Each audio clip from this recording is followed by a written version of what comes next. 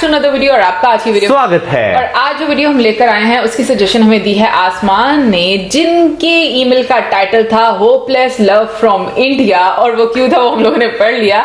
Anyway आज जो video हम देखने जा रहे हैं वो उन्होंने मौजम के लिए सजेस्ट की है और वीडियो का टाइटल बताएंगे मौजम। टाइटल है Indian railways versus Pakistan railways 2020 detailed analysis and comparison 2020 India इंफ्रामैन।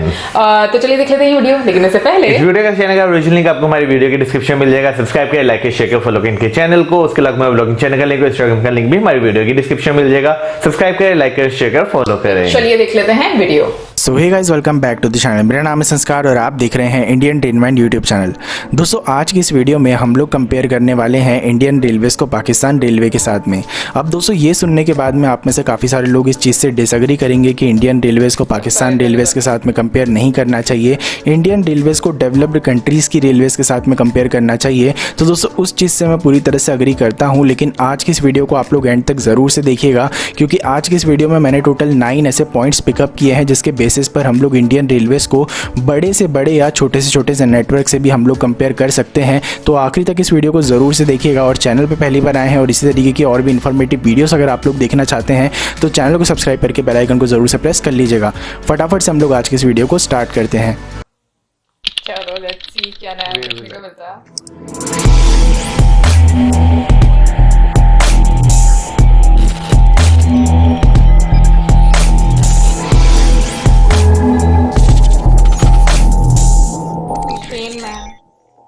दोस्तों यहाँ पे जो सबसे पहला बेसिस लिया है मैंने कंपैरिजन का वो है फास्टेस्ट ट्रेन का।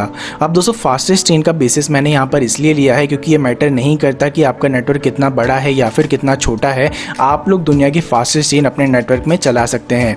दोस्तों एग्जाम्पल के तौर पर अगर मैं आप लोगों से बात करूँ तो हमारा जो जापान का नेटवर्क है वो दुनिया के टॉप 10 रेल नेटवर्क के अंदर भी नहीं आता है, लेकिन उसके बावजूद अगर आप लोग उनकी तरफ में देखेंगे तो वहाँ पर आप लोगों को काफ़ी सारी हाई स्पीड ट्रेन भी देखने के लिए मिलेंगी और हाई स्पीड रेल कॉरिडोर भी देखने के लिए मिलेंगे। दोस्तों बात करें अगर हम लोग इंडियन रेलवेज के बारे में तो इंडियन रेलवेज की जो फास्टेस्ट ट्रेन है वो है ट्रेन 18 यानी कि वंदे भारत एक्सप्रेस, जो कि 180 किलोमीटर प्रति घंटा की रफ्तार तक आराम से जा सकती है। लेकिन करंटली नई दिल्ली से लेकर वाराणसी और नई दिल्ली से श्री माता वैष्णो देवी कटरा के बीच में इसको 130 kmph की रफ्तार पर चलाया जा रहा है। इसलिए अगर हम लोग ऑन ट्रैक इंडिया की फास्टेस्ट ट्रेन के बारे में बात करें तो वो है गतिमान एक्सप्रेस, जो कि हजरत निजामुद्दीन से लेकर भोपाल के बीच में चलती है और इसकी जो टॉप स्पीड है वो है 160 kmph की। दोस्तों वहीं अगर हम लोग बात करें पाकिस्तान रेलवेज की फास्टेस्ट ट्रेन के बारे में तो पाकिस्तान रेलवेज की जो फास्टेस्ट ट्रेन है वो है शालीमार एक्सप्रेस, जो कि 140 kmph की रफ्तार पर चलती है। और दूसरे नंबर पर जो ट्रेन आती है वो है तेज गामा एक्सप्रेस, जो कि 130 kmph की रफ्तार पर चल सकती है। दोस्तों दूसरा मैंने यहाँ पर जो पॉइंट लिया है वो इलेक्ट्रिफिकेशन का, और इलेक्ट्रिफिकेशन के मामले में अगर हम लोग इंडियन रेलवेज के बारे में बात करें तो इंडियन रेलवेज ने ये टारगेट लिया है कि दिसंबर 2023 तक इसका पूरा नेटवर्क जो है ये इलेक्ट्रीफाई करना है। करेंटली इंडियन रेलवेज ने इसका 55% नेटवर्क जो है इसको इलेक्ट्रीफाई कर लिया है और काफ़ी ज़्यादा तेज़ी से इलेक्ट्रिफिकेशन के काम में इंडियन रेलवेज आगे बढ़ रही है। वहीं अगर हम लोग बात करें पाकिस्तान रेलवेज के बारे में तो करेंटली पाकिस्तान रेलवेज में कोई भी इलेक्ट्रिक लाइन ऑपरेशनल नहीं है और ना ही फ्यूचर में कोई भी इलेक्ट्रिफिकेशन का टारगेट रखा गया है। तो इस मामले में इंडियन रेलवेज पाकिस्तान रेलवेज से काफ़ी आगे है। दोस्तों तीसरा मैंने यहाँ पर जो पॉइंट लिया है वो है फास्टेस्ट लोकोमोटिव का। अब दोस्तों इंडियन रेलवेज के फास्टेस्ट लोकोमोटिव के बारे में बात करें तो ये है WAP-5। इसको 1995 में पहली बार स्विट्जरलैंड से इंपोर्ट किया गया था और 1997 में पहली बार इसको इंडियन रेलवेज के ट्रैक के ऊपर दौड़ाया गया था। लेकिन दोस्तों करेंटली इसका पूरी तरह से इंडिया के अंदर ही मैन्युफैक्चरिंग करी जाती है, यानी कि अब ये बाहर से इंपोर्ट नहीं किए जाते हैं। ये as a transfer of technology जो है इंपोर्ट किया गया था और इंपोर्ट करने के कुछ ही साल बाद में इसका पूरी तरह से जो प्रोडक्शन है ये इंडिया में ही होने लगा। दोस्तों इसकी जो मैक्सिमम स्पीड है वो है 225 किलोमीटर प्रति घंटा की। हालांकि इसको 160 kmph पर अभी रेस्ट्रिक्ट करके रखा गया है क्योंकि हमारे जो ट्रैक हैं वो इससे ज़्यादा की स्पीड को सपोर्ट नहीं करते हैं। और इंडिया की जो फास्टेस्ट ट्रेन है यानी कि जो गतिमान एक्सप्रेस है इसको भी WAP-5 लोकोमोटिव ही लेके दौड़ता है। दोस्तों इसकी जो आउटपुट है वो है 5440 हॉर्स पावर की। वहीं अगर हम लोग बात करें पाकिस्तान रेलवेज की तो पाकिस्तान रेलवेज का जो फास्टेस्ट लोकोमोटिव है वो है ZCU-30, जिसको कि पाकिस्तान रेलवेज में 2014 में पहली बार इंट्रोड्यूस किया गया था। इसकी मैक्सिमम स्पीड है 140 kmph की और इसका जो आउटपुट है वो है 3000 हॉर्स पावर का। और पाकिस्तान रेलवेज की जो फास्टेस्ट ट्रेन है यानी कि जो शालीमार एक्सप्रेस है उसको ZCU30 ही लेके दौड़ता है। दोस्तों यहाँ पर जो चौथा पॉइंट निकल कर आता है वो आता है आउटपुट के बेसिस पर सबसे पावरफुल लोकोमोटिव का। बात करें अगर हम लोग इंडियन रेलवेज के बारे में, तो इंडियन रेलवेज का आउटपुट के बेसिस पर सबसे पावरफुल जो लोकोमोटिव है वो है WAG-12। दोस्तों WAG-12 को ऑयलस्टॉर्म और इंडियन रेलवेज ने जॉइंटली मिलकर बनाया है और इसका जो आउटपुट है वो है 12,000 हॉर्स पावर का। दोस्तों ये 6,000 टन का जो वेट है इसको 100 kmph की स्पीड पर लेकर आराम से दौड़ सकता है और इसको मेनली DFC यानी कि डेडिकेटेड फ्रेट कॉरिडोर के लिए डिज़ाइन किया गया है। अगर आप लोगों को DFC के बारे में इन्फॉर्मेशन नहीं है, नॉलेज नहीं है और अगर आप लोग इसके बारे में जानना चाहते हैं तो दोस्तों इसकी जो वीडियो की लिंक है आप लोगों को आई बटन के ऊपर मिल जाएगी। रिसेंटली मैंने इसको लेकर वीडियो बनाई थी और DFC का काम कितना हो चुका है उसके बारे में भी मैंने एक्सप्लेन किया है। दोनों ही वीडियोस की जो लिंक है आप लोगों को आई बटन के ऊपर मिल जाएगी। बात करें अगर हम लोग पाकिस्तान रेलवेज के बारे में, तो पाकिस्तान रेलवेज का आउटपुट के बेसिस पर सबसे पावरफुल लोकोमोटिव है GEU40, जिसको कि पाकिस्तान रेलवेज में 2017 में इंट्रोड्यूस किया गया था। दोस्तों इसको USA बेस्ड GE यानी कि जनरल इलेक्ट्रिक से इंपोर्ट किया गया है और इसका जो आउटपुट है वो है 4563 हॉर्स पावर का और ये मैक्सिमम स्पीड यानी कि 110 kmph की मैक्सिमम स्पीड के साथ में दौड़ सकता है। लेकिन दोस्तों जैसा कि मैंने आप सभी लोगों को बताया कि जो WAG-12 है ये 6,000 टन का वेट लेकर 100 kmph पर दौड़ सकता है। उसके हिसाब से पाकिस्तान रेलवेज का GEU40 कितना लोड लेके दौड़ सकता है इसके बारे में मुझको कोई भी इंफॉर्मेशन पता नहीं चली है, हालांकि मैंने इसके बारे में काफ़ी रिसर्च करने की कोशिश करी थी।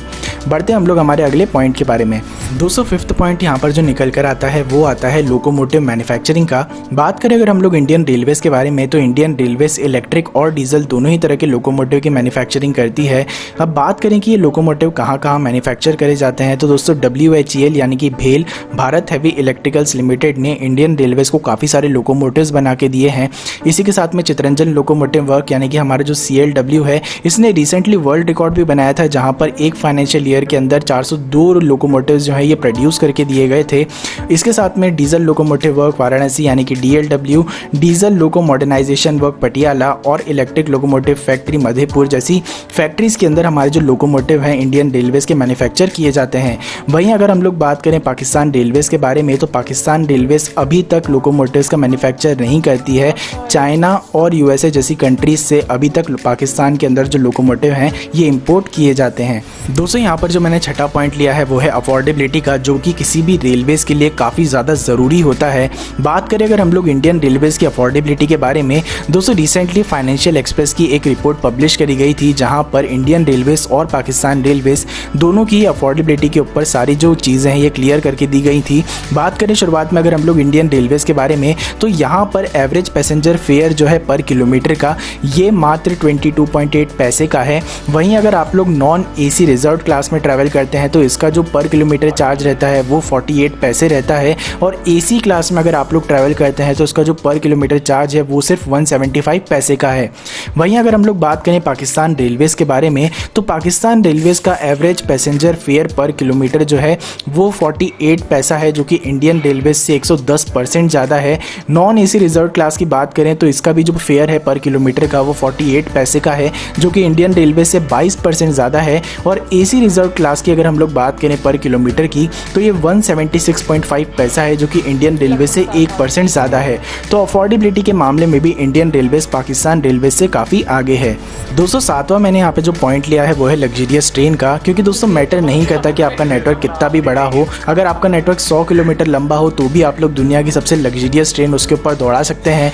वहीं अगर हम लोग बात करें दोस्तों इसी बारे में हम लोग इंडियन रेलवेज की, तो इंडियन रेलवेज में काफ़ी सारी लग्जरी ट्रेन का ऑपरेशन किया जाता है, जैसे Maharaja express, palace on wheels, Deccan odyssey, golden chariot. और दोस्तों महाराजा एक्सप्रेस ने 2012 से लेकर 2018 तक तकरीबन 7 साल तक लगातार वर्ल्ड की लीडिंग लग्जरियस ट्रेन का जो अवार्ड है ये भी जीता है। वहीं अगर हम लोग बात करें पाकिस्तान रेलवेज के बारे में, तो पाकिस्तान रेलवेज के पास में कोई भी लग्जरियस ट्रेन करंटली प्रेजेंट नहीं है। दोस्तों यहाँ पर जो 8th पॉइंट मैंने लिया है वो है पंक्चुअलिटी का, जो कि एक और काफ़ी ज़्यादा क्रिटिकल क्राइटेरिया है। बात करें अगर हम लोग इंडियन रेलवेज के बारे में, तो इंडियन रेलवेज ने फाइनेंशियल ईयर 19-20 के अंदर पैसेंजर ट्रेन की जो पंक्चुअलिटी है इसको इंप्रूव कर 70.54% कर लिया है और ये ग्रेजुअली हर साल इंप्रूव होती जा रही है। वहीं अगर हम लोग बात करें पाकिस्तान रेलवेज के बारे में, तो पाकिस्तान रेलवेज की करंट जो पंक्चुअलिटी है ट्रेन की वो मात्र 30 से लेकर 35% है। इसके बारे में दोस्तों मैंने रिसेंटली एक जो आर्टिकल पब्लिश हुआ है उसके बेसिस पर आप लोग को इन्फॉर्मेशन दे रहा हूँ। और दोस्तों उस आर्टिकल में ये चीज़ भी मेंशन करी गई थी कि इमरान खान की गवर्नमेंट आने के पहले पाकिस्तान रेलवेज की जो पंक्चुअलिटी है ये तकरीबन 40% के आसपास हुआ करती थी, जो कि अब कम होकर 30 से 35% रह गई है। दोस्तों लास्ट मैंने यहाँ पर जो पॉइंट लिया है वो है फ्यूचर प्रोजेक्ट का, क्योंकि मैटर नहीं करता कि करंट में आपका जो रेलवे है उसकी किस तरीके की हालत है, लेकिन मैटर ये करता है कि आने वाले टाइम में आप लोग उस हालत को इम्प्रूव करने के लिए क्या क्या काम कर रहे हैं। दोस्तों शुरुआत में अगर हम लोग बात करें इंडियन रेलवेज़ के बारे में, तो इंडियन रेलवेज़ अपने एग्जिस्टिंग इंफ्रास्ट्रक्चर को डेवलप करने के लिए काफ़ी ज़्यादा काम कर रहा है, जहाँ पर इलेक्ट्रिफिकेशन का जो काम है काफ़ी ज़्यादा तेज़ी से किया जा रहा है। रेलवे की जो कनेक्टिविटी है इसको कोने कोने तक पहुँचाने की जो तैयारी है ये की जा रही है। इसी के साथ में हमारा जो एग्जिस्टिंग इंफ्रास्ट्रक्चर है इसको 160 kmph के ऊपर अपग्रेड किया जा रहा है, जहाँ पर शुरुआत में ही दिल्ली से लेकर मुंबई और दिल्ली से लेकर हावड़ा तक का जो इंपॉर्टेंट रूट है इसको आइडेंटिफाई किया गया है और इसको अपग्रेड करने की जो तैयारी है, जो काम है ये शुरू कर दिया गया है। इसी के साथ में दोस्तों हाई स्पीड रेल कॉरिडोर भी डेवलप किया जा रहा है मुंबई से लेकर अहमदाबाद के बीच में, जहाँ पर 320 kmph की रफ्तार से बुलेट ट्रेन जो है ये दौड़ने वाली है। दोस्तों बुलेट ट्रेन के करंट प्रोग्रेस के ऊपर मैं एक ऑलरेडी वीडियो बना चुका हूँ, अगर आप लोग वो देखना चाहते हैं तो उसकी लिंक आप लोग को ऊपर आई बटन के ऊपर मिल जाएगी। इसी के बाद में दोस्तों हमारी जो इंडियन रेलवेज है वो diamond coordinator bullet train project के ऊपर भी काम करेगी। इसके ऊपर भी मैं एक डिटेल्ड वीडियो बना चुका हूँ, जिसकी लिंक आप लोग को ऊपर आई बटन के ऊपर मिल जाएगी। और इसी के साथ में दोस्तों हमारे जो एग्जिस्टिंग रेलवे स्टेशन हैं इनका रीडेवलपमेंट करना और काफ़ी सारे semi high speed rail corridors banana, Indian railways in सभी के ऊपर काफ़ी ज़्यादा जोरों शोरों से काम कर रही है। वहीं दोस्तों अगर हम लोग बात करें पाकिस्तान रेलवेज के बारे में, तो पाकिस्तान रेलवेज का एज सच ऐसा कोई भी प्लान नहीं दिख रहा है। वहाँ पर इनके एग्जिस्टिंग इंफ्रास्ट्रक्चर को डेवलप करने के लिए भी कोई काम नहीं किया जा रहा है, एग्जिस्टिंग ट्रेन्स को अपग्रेड करने के लिए भी कोई काम नहीं किया जा रहा है। क्योंकि दोस्तों मैंने काफ़ी ज़्यादा रिसर्च करी है, पाकिस्तानी आर्टिकल्स पढ़े हैं, लेकिन वहाँ पर कहीं पे भी इन सारी चीज़ों के बारे में मेंशन नहीं किया गया। तो ये सारी चीज़ें देखकर काफ़ी ज़्यादा बुरा लगता है, और बुरा इसलिए लगता है क्योंकि दोस्तों वहाँ पर भी काफ़ी सारे इनोसेंट लोग रहते हैं जिनको कि ये जो रेलवे इंफ्रास्ट्रक्चर है इसकी वजह से काफ़ी सारी परेशानी झेलना पड़ती है। दोस्तों उम्मीद करता हूँ कि ये वीडियो आप लोगों को पसंद आई होगी। अगर आप लोगों को ये वीडियो पसंद आई हो तो इसे ज़रूर से लाइक कीजिएगा, क्योंकि ये काफ़ी ज़्यादा रिसर्च के बाद में, एफर्ट्स के बाद में मैंने बनाई है वीडियो। तो उम्मीद करता हूँ कि ये काफ़ी सारे कंपैरिजन से हट के आप लोगों को लगी होगी। तो अगर लगी है तो उसको ज़रूर से लाइक कीजिए, शेयर कीजिए अपने दोस्तों के साथ में। और अगर आप लोग चैनल पर पहली बार आए हैं तो चैनल को सब्सक्राइब करके बेल आइकन को ज़रूर से प्रेस कर लीजिएगा, क्योंकि यहाँ पर आप लोग को रेलवे से रिलेटेड ऐसी बहुत सारी नई और इन्फॉर्मेटिव वीडियोस मिलती रहेंगी। बहुत ही जल्दी मिलेंगे एक और नई और फ्रेश वीडियो के साथ में। तब तक के लिए be a traveller, be a explorer. जय हिंद, जय भारत, वंदे मातरम।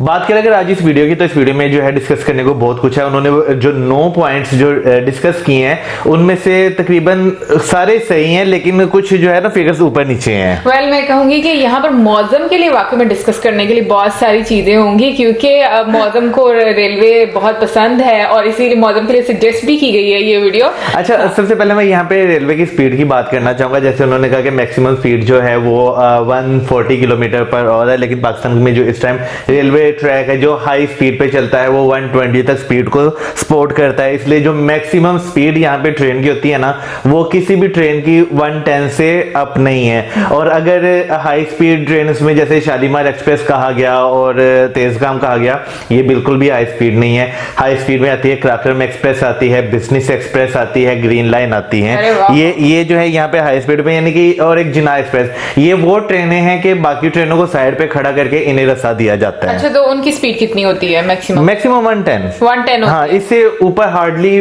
ट्रेन जाती है, बहुत कम होता है। ट्रैक्स ही ऐसे नहीं है, क्योंकि ट्रैक्स को अपग्रेड ही नहीं किया गया, तो इस वजह से। क्योंकि यहाँ पे जो ट्रैक है वो इस तरह का है, कहीं पे जो है 110 है, कहीं पे 115 है, कई जगह ऐसी है जहाँ पे 80 तक भी आपको स्पीड अलाउ है, इससे ज्यादा अलाउ नहीं वो करते। तो इस चीज को देखते हुए जो है ट्रैक वो मतलब ट्रैक की मुनासिबत से स्पीड है वो डिसाइड की जाती है। लेकिन बाकी में और भी चीजों का अगर हम लोग कंपैरिजन करें, वैसे जितने भी उन्होंने पॉइंट्स बोले वो उसका हम लोगों को काफी हद तक आइडिया था। अगर हम लग्जरी ट्रेन की बात करें यहाँ पर नहीं है, मैन्युफैक्चरिंग की बात करें बिल्कुल भी नहीं है, ट्रैक्स को अपग्रेड करने की बात करें बिल्कुल भी नहीं है। तो बहुत सारी चीजें ऐसी। हाँ, पंक्चुअलिटी के मामले में जिस तरीके से उन्होंने बताया कि पहले जो आर्टिकल्स में, यानी कि जो पिछली गवर्नमेंट में इस तरह से था कि वहां पर अच्छा था, एक रेशो अच्छा था, जो यानी कि जो पिछली गवर्नमेंट थी ना उसमें जो वो ट्रेनों के टाइम थे ना, कराची से भी टाइम पे आ जाती थी, बाकी शहरों से भी टाइम पे आ जाती थी। लेकिन अब अगर बात करें, कराची से आने वाली कोई भी ट्रेन अपने राइट टाइम पे नहीं आती, यानी कि जो बलोचिस्तान से आ रही है या सिंध से आ रही है ट्रेन पंजाब में, कोई भी टाइम पे नहीं आ रही। ट्रेन की हालात नहीं है, बाकी काम भी इतने ही स्लो हम लोग आराम आराम से कर रहे हैं, क्योंकि हम कहते हैं कछुआ जीत जाता है, तो हम आराम आराम से काम करेंगे नए पाकिस्तान में।